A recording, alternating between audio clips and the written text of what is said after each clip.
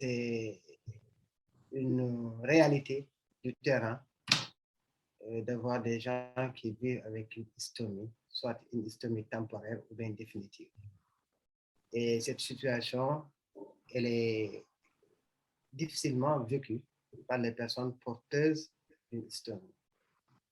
De par la culture, mais aussi de par le parcours qui aboutit à la hystomie et le parcours après la hystomie. La plupart du temps, les malades viennent surtout au stade de complication, le plus souvent.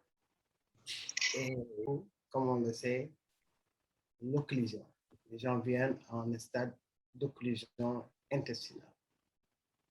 Et dans le cas de l'urgence, quand on parle le plus souvent, on retrouve la causalité qui a évolué à bas bruit ou bien qui a été traitée traditionnellement et ou bien qui n'a pas été diagnostiquée à temps dans les hôpitaux. Ce sont des maladies liées à une inflammation du tube digestif, comme dans les rectocolites hémorragiques, la maladie inflammatoire du côlon. Ce sont des maladies liées à une malformation du côlon, c'est les leucomégacolon, plus souvent, qui entrent en volvulus du côlon pelvien. C'est les pathologies urogénitales, c'est la femme chez l'homme, cancer de la prostate, avec envahissement des organes du voisinage, les cancers du col de l'utérus et de l'ovaire le plus souvent, qui envahissent les organes du voisinage. On a des cas de cancer du Procmadi, c'est les cancers de la charnière recto-sigmoïdienne qui vont de la marge anale jusqu'au côlon gauche le plus souvent. Et aussi, il y a quelques cas de maladies liées à une tuberculose péritonéale, ce qui est quand même difficile maintenant de voir en Europe. Nous, on l'a encore, on a des tuberculoses péritonéales jusqu'à maintenant, et les gens viennent en stade d'occlusion, mais avec la symptomatologie d'une douleur abdominale qui est ancienne et une difficulté d'aller au sein, une constipation qui est opiniâtre souvent et qui cède de temps en temps. C'est ça. En les jugeant, il ne passe pas un mois, moi là en périphérie où j'étais, il ne passe pas un mois où je n'ai pas deux malades minimum qui doivent bénéficier d'une hystomie, soit c'est définitif, soit c'est temporaire. Donc, pour vous dire qu'effectivement, c'est une pathologie qui est fréquente. Cette structure où je suis seulement, je vous dis. Je ne parle pas si on devait aujourd'hui faire une épidémiologie large qui couvre la capitale, les hôpitaux de la capitale, les hôpitaux en périphérie. On en laisse rendre compte, effectivement, il y a beaucoup de malades qui viennent, qui doivent bénéficier d'une hystomie qui est soit temporaire ou bien qui est définitive.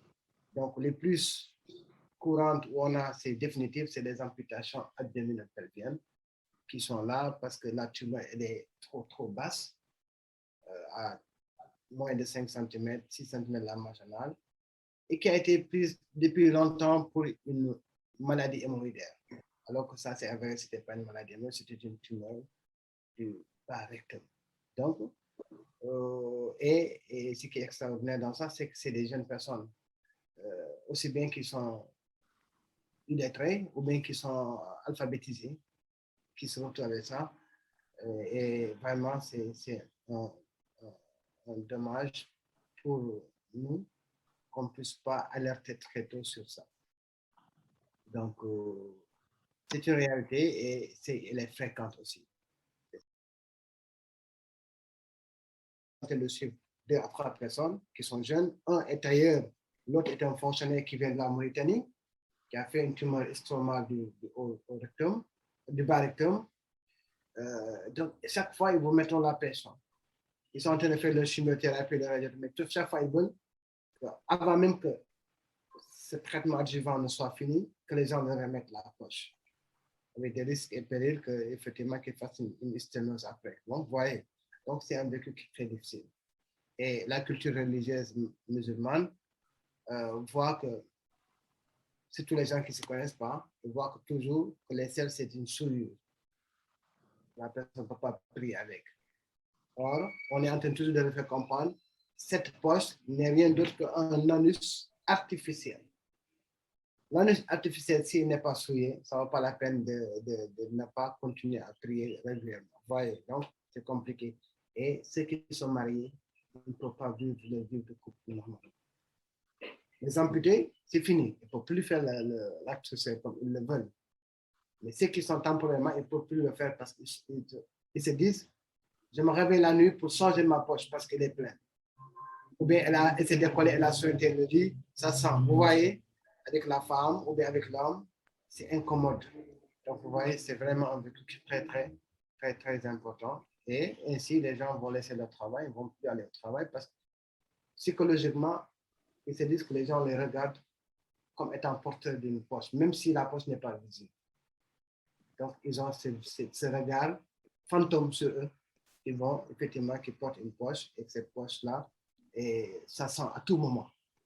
Psychologiquement, ils se disent ça sent à tout moment. Alors que la poche, elle ne sent pas tant qu'on ne l'a pas ouverte. Ouais, donc c'est compliqué. Lui-même est dans, je dirais entre guillemets, l'agression du médecin pour qu'on remette la poche. Ils vont dire, mais quand est-ce on va lui remettre sa poche? Quand est-ce? Donc, ça veut dire qu'il y a quelque chose qui les incommode dans ça. Voyez, non? Et pour eux, ce malade ne doit pas rentrer à la maison, il doit rester à l'hôpital. Continuité, le malade ne doit pas sortir de l'hôpital. Parce que pour eux, c'est une chose qui est invivable à la maison. C'est-à-dire avoir une personne qui a une poche parce qu'ils se disent qu'à tout moment, ça peut se déverser, ça peut s'aller. Donc, il a tendance à ne pas trop côtoyer la famille. Être dans l'isolement, dans sa chambre ou même dans ça. Donc, et nous, personnellement, moi, je n'ai jamais été dans une famille pour voir comment les gens réagissent. Le fait que je suis toujours à l'hôpital. Mais vu la manière dont les gens m'appellent pour demander quand on va remettre la poche, il y a un problème. Je donne un exemple. J'ai eu un malade que j'ai opéré d'un cancer de l'estomac qui a envahi le côlon transverse. On a fait la résection de l'estomac, on a enlevé une partie du côlon, on a fait la continuité. 2, 3, 4 mois, il fait une fistule du côlon. Une fistule, je ne parle pas d'une fistule, mais une fistule au niveau de la médiane, sous l'isternum. On dit, OK, on va vous surveiller, la fistule va se tailler, on va vous faire un coloplaste pour que les selles ne passent plus par là, mais on va vous poser un coloplaste pour fermer. Mais le malade, tous les 2 jours, il m'appelait. Il dit que chez moi, je n'arrive pas à rester avec les gens parce qu'à chaque fois, des fois, quand je suis constipé, ça coule. Je suis obligé qu'on me refasse le pansement. C'est ma fille qui me fait. Tous les jours, il me met la pression. Donc, imaginez-vous, je suis parti jusqu'à même lui adopter une poche de colostome en lui disant non, la poche elle est là, si ça se remplit, vous enlevez. Mais tous les jours, il me mettait la pression. Je lui dis donc, on va te reprendre. On va te reprendre pour aller fermer la fistule. Je ne vous dis pas une colostomie, mais une fistule. Donc, vous voyez, une fistule qui ne produit pas beaucoup, à plus forte raison, une colostomie. Je donne seulement cet exemple. Donc, vous voyez, et cette personne, elle a une mentale de peur. C'est un ancien militaire. Donc, vous voyez, il est censé être très solide. Mais c'est la famille qui lui met la pression. Il faut que tu partes content de ça parce que tu ne peux plus vivre comme. Donc, cette fistule, elle était petite, il n'empêchait pas la personne de se laver, il n'empêchait pas la personne d'aller à ses occupations. Mais, donc, si je fais cet exemple-là, je donne par rapport à une colostomie, vous voyez comment le vécu est. Mais, personnellement, je n'ai jamais été dans une famille et vivre avec les gens, c'est-à-dire tous les matins, aller voir comment les gens se comportent, ou bien questionner les membres de la famille. Non, ce n'est pas fait. Par leur réaction, je me suis dit, c'est une chose qui est très difficile à vivre. Donc, voilà, c'est ça. Aujourd'hui, pour moi, c'est comment faire pour que les gens n'arrivent pas à une dystonie. C'est-à-dire faire un diagnostic précoce de toutes ces pathologies. Comme ici, la neuroscopie seulement, c'est à 30 000 francs pour pouvoir le faire. Et ça ne se fait pas sous anesthésie générale, ça se fait sous vif le plus souvent. Il y en a certains qui le font sous anesthésie générale. La coloscopie générale aussi, le plus souvent, on est dans les 60 000, 70 000. Et ça se fait le plus souvent sans anesthésie générale, c'est à vif. Vous voyez? Donc, déjà, cette peur de l'examen qui est désagréable, qui peut être douloureux, dès que les gens le savent, même s'ils ont les moyens, ils ne veulent même pas y. Donc c'est le volet dépistage aussi, ce n'est pas à négliger. Le volet de la prise en charge psychologique des malades après leur dystomie, ce n'est pas à négliger. Parce que tout ça, c'est des facteurs favorisants à diminuer l'hystomie, mais aussi à améliorer la qualité de vie des malades. Ouais. Et ça se passe dans le renforcement des moyens de diagnostic, dans le renforcement de la manière de prendre en charge ces malades. Ainsi, il y aura une meilleure acceptation, entre guillemets, de la maladie. Acceptation. Comme aujourd'hui, comme j'ai l'habitude de dire, les maladies infectieuses ne tuent plus.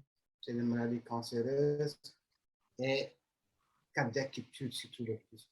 Donc, on doit faire ce qu'on appelle un recyclage de la manière d'anticiper, comme on anticipe avec les maladies infectieuses en faisant les vaccins, d'anticiper dans le dépistage de ces maladies. Et puis, ceux qui n'ont eu la malchance d'avoir la maladie, quand même, qu'ils se sentent encore acceptés dans la société.